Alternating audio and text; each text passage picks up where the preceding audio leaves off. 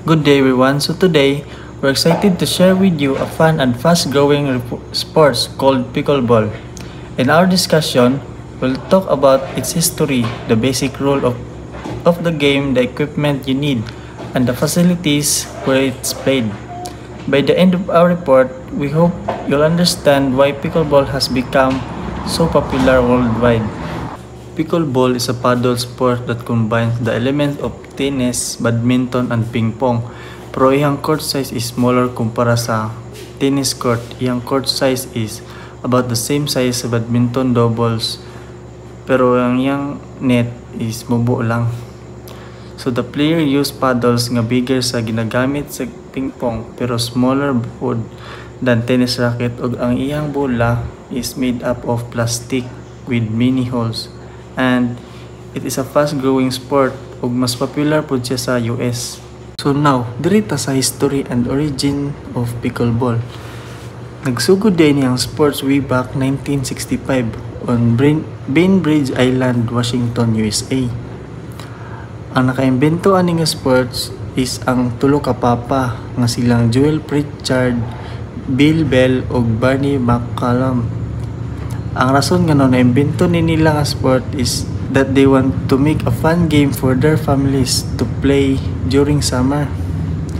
At first, ilang gigamit pagdula kay ang racket sa pingpong ug net sa badminton, pero as time passed by, they adjusted the equipment and rules to make the game more exciting. The term pickleball has two stories.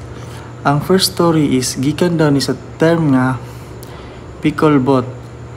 In rowing nga ang pasabot is mix of leftover players kay same as the game nga mixed siya with different sports like mura siya tennis nga naay pagka pingpong nga naay pagka badminton pod.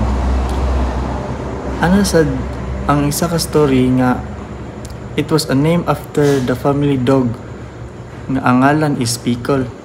Pero nonetheless, the name of the sport stayed and played all over the world. Growth of pickleball. Initially popular in the US, now played worldwide. So nagsugod din siya sa USA, and then na-adapt na dahil nila doon siya diri sa Philippines. Official governing body is a Pickleball Association or USAPA. Over 36 million Americans play pickleball in 2023. So, ang pickleball sa una is 2023 pa siya nasikat. Usap pa na siya sa una sa USA. Until now. Increasingly included in school works, schools, parks, and recreational centers. Good afternoon guys, my name is Marian Grayson. So our topic for today is material of pickleball. First material is paddle. Paddle is made of wood or a composite material is larger than ping pong paddle. So which means mas dako-dako pa gyud siya sa ping pong paddle. Then second is ball.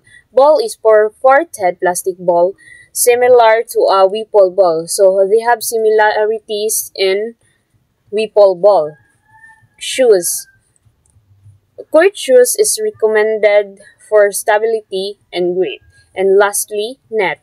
The net of pickleball is lower than a tennis net. Sit at 34 inches at the center. So mas lower siya ang pagtaod sa net than sa tennis. Facilities of pickleball. Court size 20 times 44 feet, same as Adobos badminton court. Non-volley zone, known as the kitchen, located here. Donate in indoor and outdoor courts available. Ikaupat kay lines similar to tennis but adapted for similar courts. For example, kung magduwa ka og pickleball sa korte nga 20 times 244 katiil. Need ka magbantay sa kitchen zone nga duol sa net. Dili ka pwede mag-smash dayon sa bola or volley. If naa ka sa sulod ana nga lugar, pwede ka magdula sa indoor or outdoor nga korte. Pares ra sa tennis, but mas gamay lang ang korte. Basic rules survey. Serve is made underhand, must be hit diagonally across the court. Only one serve attempt allowed, and serve master the non-volley zone. The basic rule scoring games are typically players to 11 points. At teams most win by 2 points. Points can only scoring by serving teams. Match may best of 3 games. Ping pong ball is usually players 11 points when 2 points. Ping pong ball can be played as single and double every roll begin. So sa pickleball, inigsugod sa dula after ma-serve sa server, kailangan pa muuntol sa bola og kaisa on each side before players can hit it in the air. Mao nang ginatawag og double bounce rule. The area close to the net is called the kitchen. Mao nang ginatawag pod og non-volley zone, and you're not allowed to hit the ball in the air kung naa ka gatindog sa kitchen or non-volley zone. So kung masipyat ka, like example, if the ball goes out or mahit niya ang net, or if imong maigo ang bola nga wala pa kauntol daan ka isa while standing in the kitchen, that is called fault. Topic is strategy and play style. First, emphasize placement and control over power. Second, dinking soft and shots into the kitchen. And the third, communication is key in doubles play. And the last one is balance between offense and defense is crucial. What is the benefits of not playing pickleball? Unsa daw ang mga benefits sa pagbula sa pickleball? So, provides physical exercise and improves agility. Accessible for all age and skills level. So, pwede na siya makabula sa bulang na encourages sa interaction and community low impact, making it joins easier. So, mga na siya ang mga benefits. Number 3, how is pickleball around the world? So, kung sa daw ang pickleball sa atong country. So, another, ang kanyang pickleball is nagkadako ni siya dito sa Canada, Europe, Asia, o Australia. So, maano siya dito na siya sikat. So, maano siya.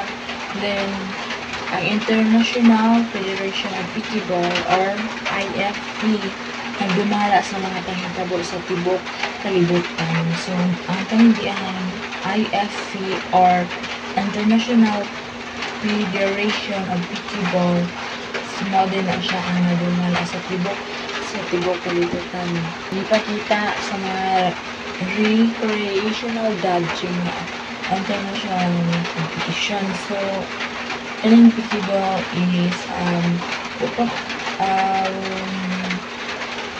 di siya sayon, but ug mag-practice lang gid ka magwala na makakuan gid ka na.